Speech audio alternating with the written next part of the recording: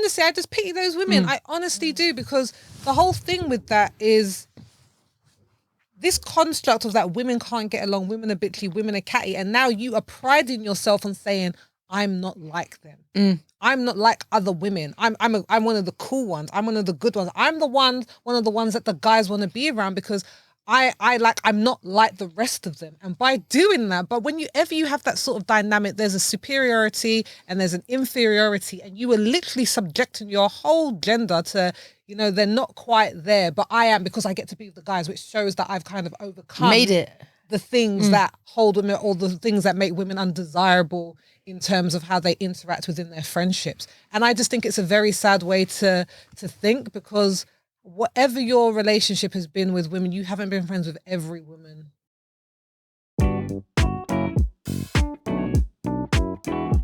Hi and welcome to Ethnically Speaking. I am your host, Nushy Rose, and I'm joined by two of my best female friends, Sophie Hannah and Monah, to talk about the nature of female friendships.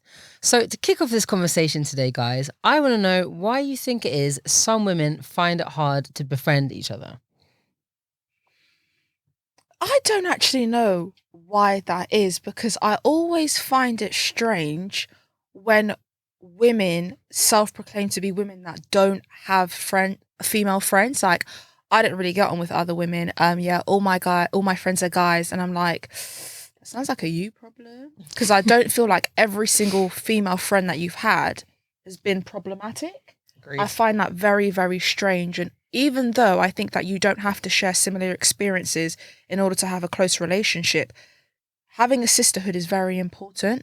And I have friends who are men, female, and I appreciate both of their relationships, but I'm so grateful that I have my sisters. I'm so grateful that I have my girlfriends, and I just couldn't even envision having a friendship group without my female friends.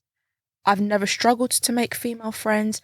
I think perhaps if you were brought up in an environment where you saw women as other competition, maybe that could be one of the factors as to why you struggle to make female friends. Or if you had some insecurities that you kind of projected onto other women, perhaps that could be it.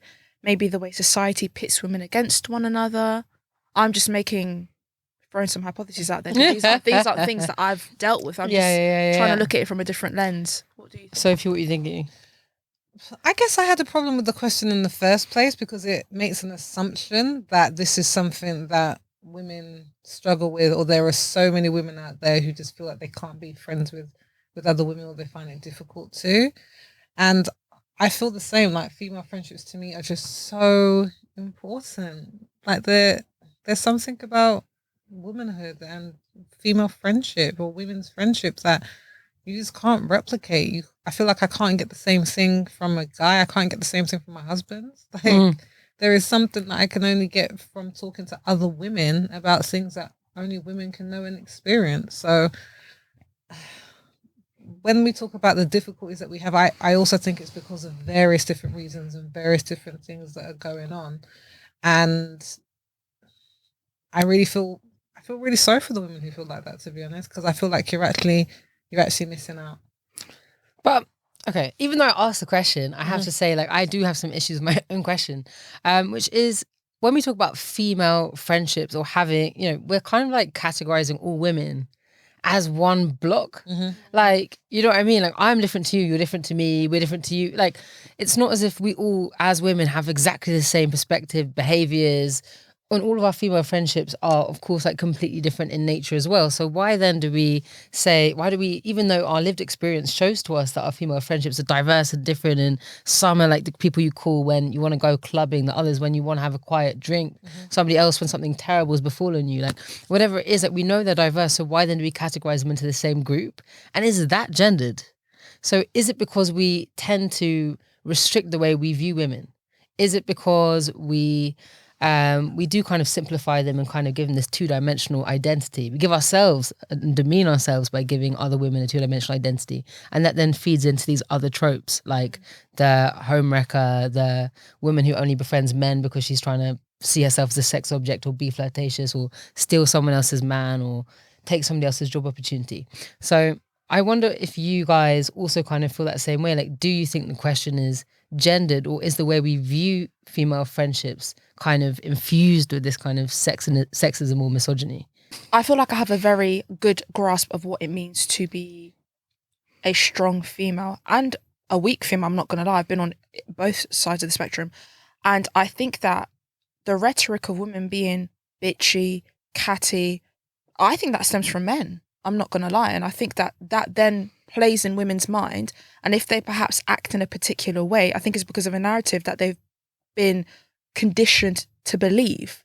Because when I think about people who are bitchy and catty and gossip, I can name you a list of men. Now, I'm not saying that women don't have those characteristics, but I don't think they only stem from one gender. A person can have that trait. A person can be like that. And then whether you're just the bitchy man or the bitchy woman, the gender at the end of it doesn't dictate what you're going to be. Do you know what I mean? Yeah. And I read this really interesting article about female friendship, and it said something to me. I'm like, oh my days, that's so profound. And it was saying women in general have more complex relationships because we are able to be vulnerable and emotional with each other in a way that men haven't been shown to.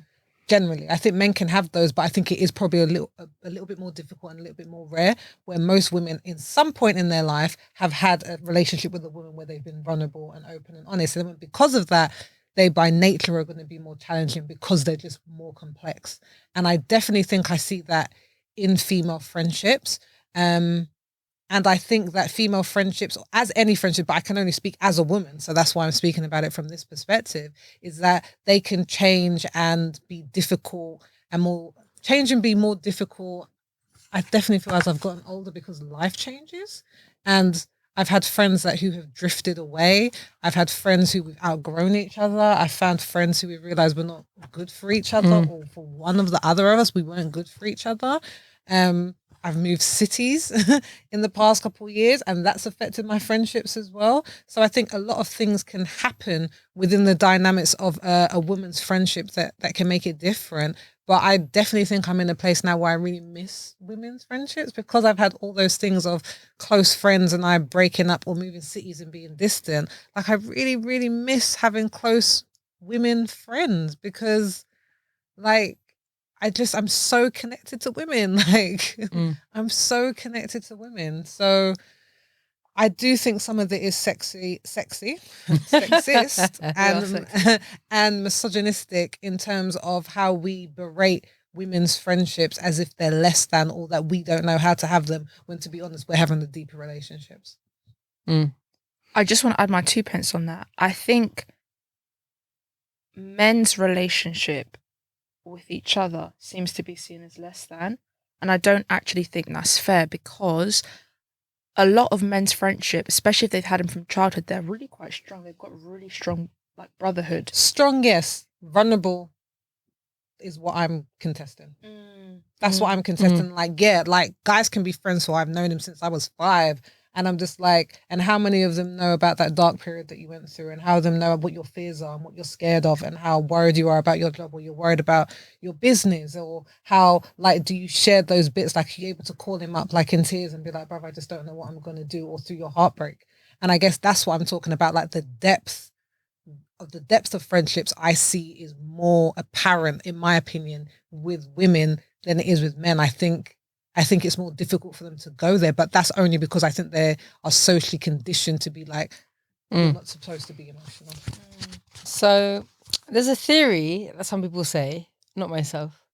Very clear distinction. Yeah, just to be clear, guys. So you're going to say the Nushy Rose theory? No. No, it comes from someone close to me.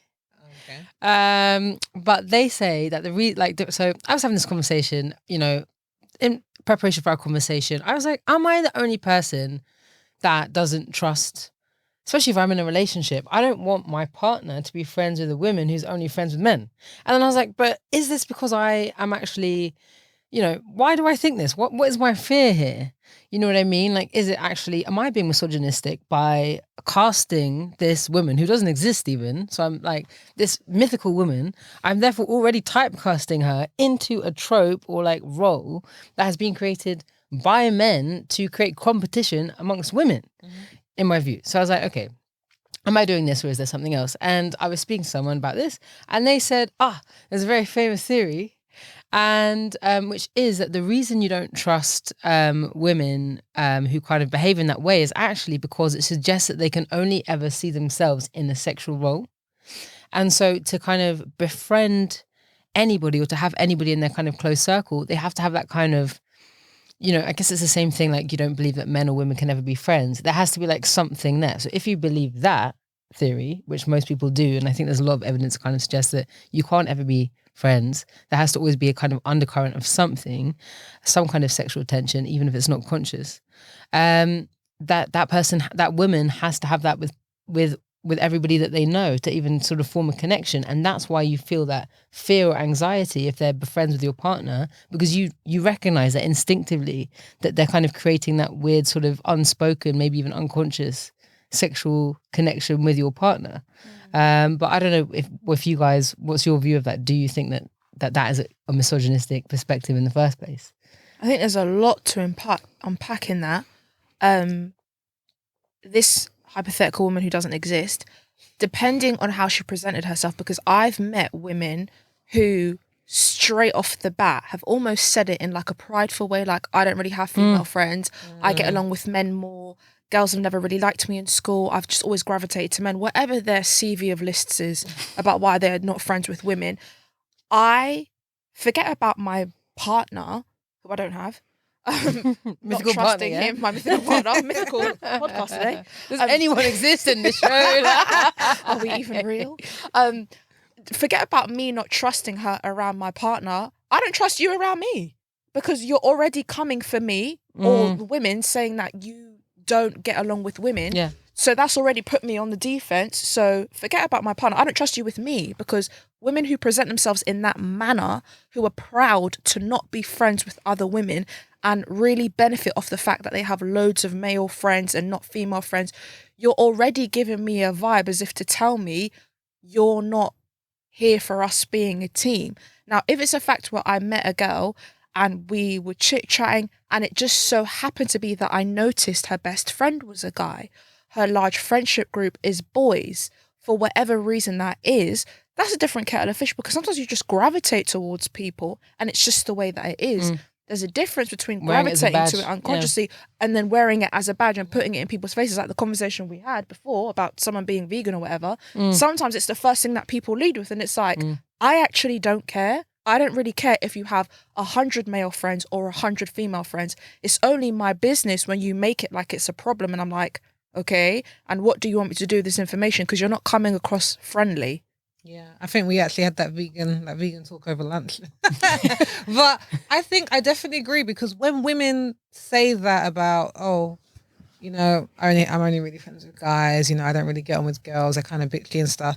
For me, I'm just like, you poor thing, you've internalized the racism. You ate it for breakfast and you believed the sauce and you doused your food in it, because for me, I honestly, I just pity those women. I honestly do, because the whole thing with that is this construct of that women can't get along, women are bitchy, women are catty, and now you are priding yourself on saying, I'm not like them. I'm not like other women. I'm one of the cool ones. I'm one of the good ones. I'm one of the ones that the guys want to be around, because I'm not like the rest of them. And by doing that, but whenever you have that sort of dynamic, there's a superiority and there's an inferiority, and you are literally subjecting your whole gender to, they're not quite there, but I am, because I get to be with the guys, which shows that I've kind of overcome the things that hold women, or the things that make women undesirable in terms of how they interact within their friendships. And I just think it's a very sad way to think, because whatever your relationship has been with women, you haven't been friends with every woman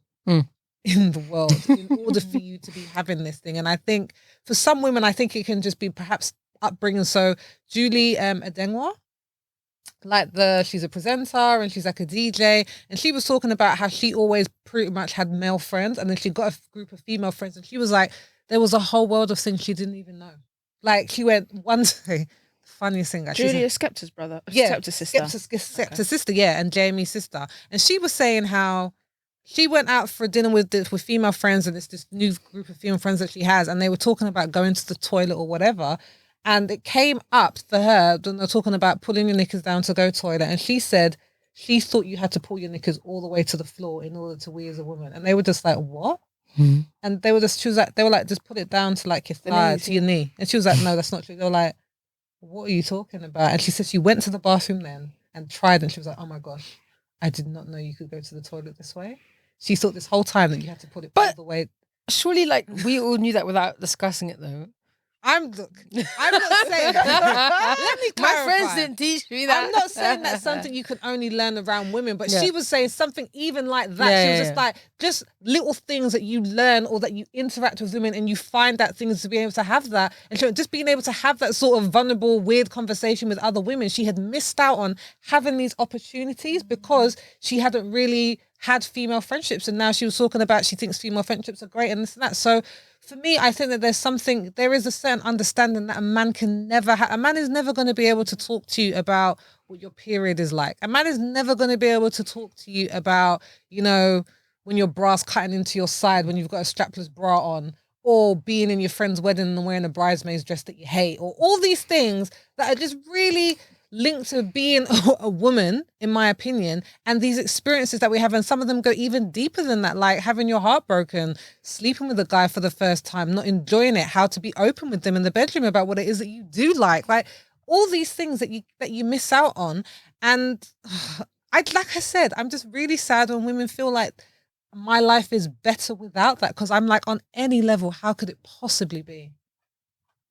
Yeah, I think for me, it's not to say, going off your point, that you can't talk to men about these things. I think you can. It's just, as a woman, you spend so much time helping others and helping other people get to a place where they're good. So if you like a female friend, you might help, and this might be a bit stereotypical, but I'm just saying generally, you might help your guy friends. They might ask you for advice when it comes to their girlfriends. And be like, oh, what do you think about this and that and that? You give them that safe space. If they don't feel comfortable enough to be vulnerable with their guy friends, they're able to do that for you. You give them a kind of counselling. To then have to be the educator when you're telling them about your bra cutting into your top and stuff, that's not the time. Like amongst my many hats, it's not every single day I want to be like that. So in your female friendship group, you have that level of equality where she just gets it, and it's not my time to be educating you on how I feel. You just get it. You just know what I'm talking about. You say things and we relate to each other in a way that, because we go through the same things, you just get it. It's not every day I want to be talking to someone about my problem and spend half of the time educating you on it, you then realizing something, because then we've walked away from a conversation where actually I've educated you and I've enlightened you and I don't feel like it's done anything for me. You know what I mean? Yeah. So for people who maybe like didn't realize the benefits of having female friendships until it was too late, and either they were friendless or only trapped with men in their life, I wonder, like, what's your guys' view on how to make friends kind of when you get into your 20s, when you're already in a career, 20s and 30s? How do you make new friends? And also, you know, a lot of people these days are turning to friendship coaches. Would you ever resort to one of these coaches? And if not, how else would you make friends now? How do you make friends now? I don't think that there'd be any harm in having a friendship coach. I think that you can learn life skills about yourself. Personally, I don't feel like I need one. I have a lot of friends, different like friendship groups. I make friends very easily. I know some people have like this thing where if they haven't known you for 5 years and we didn't go to the same school, then, you know, you're not eligible to be my friend. And I don't have that. Like, if I connect you through, I connect you through. I really don't mind.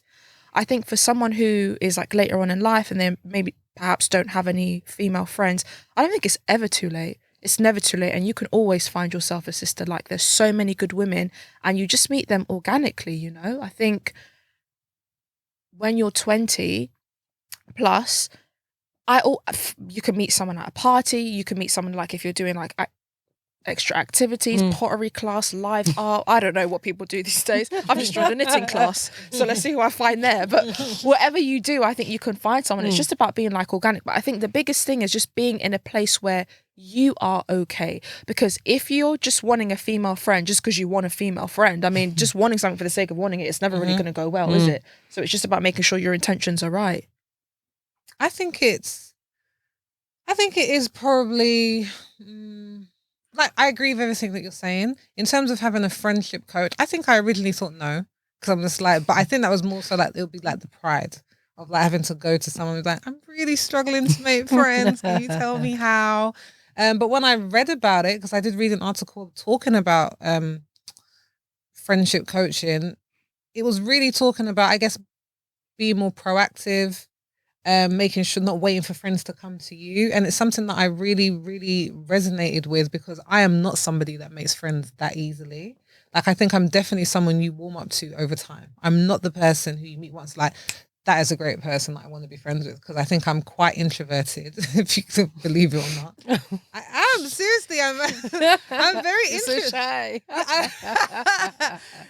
Given the right circumstances, yes, I'm very introverted and like I feel like this social anxiety, but not like a condition, not like because there are some people who have that, and I don't want to say that's my experience because it's not. But like I'm just like, oh, I don't know how I'm gonna come across, and so my default will be to just to stay silent. So people usually think I'm kind of standoffish or like I'm a bit rude. Where really it's just I'm just very nervous and I don't know how to have chit chat conversations. I'm not a chit chatter. That is not my skill. So I think that there is definitely something to be said for someone to give somebody tips on how to do that and how to break down those barriers. Because I think now, as I've gotten older, I've had to try and be more proactive because I want more female friends in my life because I've seen how my relationships have changed. And it's really hard. It's really hard because I think there's so many things on people's time now. Like the age that I'm at, people are married, people have children, like people have busy jobs, they have side hustles, they have all these, they're buying houses, they have all these things that are commandeering their time, and it's kind of like getting where you fit in. So it's not as quick a response as sometimes as I was used to probably like in my 20s where you probably have more free time or have as much time to go out and friends that I have are in London and I live in a different city. It's not that kind of like free on Tuesday, let's meet up. It takes a lot more planning and coordination. So I think that there is something to be said to going to someone who has probably more skills than you might have to kind of make that happen. I don't know if I'm going to do it, but I am trying to be more proactive. I think an interesting avenue for the friendship coach would be to not just about gaining friends, but maintaining friendships. Because I know, like, if you look at relationships, when there's a breakdown in your relationship, you might recommend going to counseling with your partner and just seeing. And I think when you have friendships that span over such a long amount of time, the people that you were in the beginning of the relationship, the people that you were in the middle, you completely change. You're very different. So knowing how to like connect with your friend and making sure that you both still get what you need from the relationship, you're still healthy, you're still good, and you're still okay. I think it's very important to have that because it might be easier for some to make loads of friends, but maintaining it and keeping that connection is also very important. And that's one of the things that I have found the most difficult as I've gotten older. Like the more work that I've done on myself, the more like counseling that I have had, the longer I've been married, and I think my husband has like better maintenance. Well, I don't want to say better maintenance skills in terms of friendships, but he finds it very easy to make friends and things like that. I've just learned more, and it's made me want to have another level of accountability in my friendships. In terms of if I'm not happy about something, I'm going to say, because before I would internalize it or be a bit offish because I didn't know how to say I didn't like that or that hurt my feelings, or when you did that, it made me feel a certain way. And I decided that I wanted to start implementing that within my friendships. And that was really the thing that has broken my friendships in pieces because I had a friend who wasn't willing to go there with me. Absolutely. And when I tried to have that, she cut me off, didn't tell me why. I asked the reason and she told me basically she thought I was toxic. I always wanted to make it about myself. And that was a really difficult thing because that I don't denigrate her experience and what she said was going on. For me, it was just like, wow, like I came to you to talk about something that I wasn't happy with, and it was kind of like, I was just like, it just couldn't, the friendship couldn't go there. That's how it felt like for me, like we couldn't get to that phase where we could talk about things that we weren't happy with and have good conflict management and resolution. And that was really tough. And I think that is an important part of friendships growing and developing as you're getting older, to be able to be yourself and talk about likes and what you don't like and expectations from the friendship, because it is like a romantic relationship. It does need to stand the test of time. And not all friendships can do that, unfortunately. What I will say is, I think that the difference between men and women, from what I've seen, is men are able to have a relationship and keep their friendship with their men at a good level. Like, I know when they're going to go see the boys, they're going to go see the boys. They can have that time with their friends and they can have that time with their women. However, some women get a little bit closed-minded when they get into a relationship, and perhaps their friendships take a bit of a back step. And I think it would be nice to have that energy that they have into committing into their partner and making sure that they're good if there's a problem, actively trying to see how they can overcome that problem because they really want their partner. It would be very beneficial to have that same commitment and that same energy also in their friendships as well. I definitely agree with that. So you kind of touched on this already, but I'm thinking with, friendships and maintaining them and so on, and actually recognizing when you have like a toxic friendship. Have you guys been on the flip side of that? Have you are there friendships which you recognize that you've been the toxic person, or where you've ghosted somebody or decided that, to cut someone off because they're not worth it anymore. They're not adding value to your life in a way that they did previously, which is presumably why you were their friend. Can I answer that one? Yes. This friendship that I was talking about, if I'm being honest, there was a time earlier in the friendship that I had said when we were like in our early 20s, I didn't want the friendship to continue anymore. I think it was probably quite abrupt at the time. Oh, really? Yeah, I think it was quite abrupt at the time, and I was like, I wanted to end, and that was because I had poor communication and conflict resolution skills to actually say there were things that I wasn't happy about.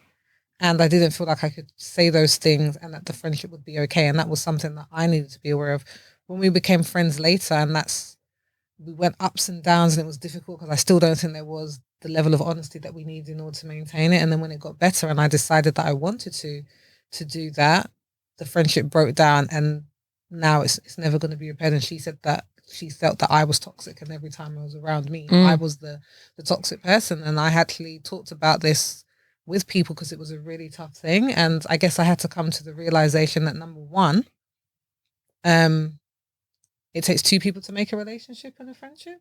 And it's not something that you can put totally on another person in terms of you were the worst thing in the friendship. And number two, people, and I think it's something you said already, Mo, like people can only go as far as they have the skills and the capacity to. Like if somebody doesn't have the tools or the skills or the experience to go somewhere or to do something, and one person does, things can only ever go so far. And I think, like, thirdly, in terms of that, and this is something that my counsellor said. I feel like my counsellor's getting so many shout outs, guys, on this series. Have you got a referral code? Tell me about it. But was something that she said to me also was like, she was like, in this day and age, we're so quick to cut people off. And she was saying like she's not really sure that's a good thing in terms of friendships, where we just like, oh, that person's toxic, then we cut them off. And she was just like, but not learning. She was like, maybe some people, she was like, not to learn how to work through things, how to resolve things, how to say the best way to deal is to excommunicate somebody. She was like, I'm not sure if that's actually a healthy way for us to be moving towards in any relationship. And I'm not talking about the most abusive, because obviously that's very different. And that really gave me some peace in this situation, that actually there are things that I can learn about myself from this relationship, and that like I need to do better as a friend going forward. But also I can't take on everything because both of us were in it. And like, what do you guys think are the warning signs for toxic friendships? You're making me think so much here, because currently I have a friendship where I'm like, I've been thinking for ages, like, is this toxic? Is this toxic? And it is literally, I mean, it is toxic. But part of it is like the failure, which I guess I have to accept responsibility for me to actually raise these issues with the other person. Because I'm sure they would be receptive or responsive. I mean, it may be fake and it may not work, but it is so true what you're saying. And like on the flip side, it's almost like I feel like, I speak to others like about this friendship, and I'm like, well, this person expects so much and gives me nothing back, or like does, I'm avoiding specifics because I'll probably watch this, but hey, you know who you are. Hey. And if you do know who you are, change your ways. And on that note, that's actually why I want to speak about this today. It's all been leading up to this moment. Please change for both of our benefit, and we can repair things, and I wish you the best. But thank you for watching and listening to Ethnically Speaking. If you are watching on YouTube, please comment, please hit that thumbs up. And if you are listening or watching on YouTube, please subscribe. We'll be back soon, but please take care and goodbye from all of us. Take care.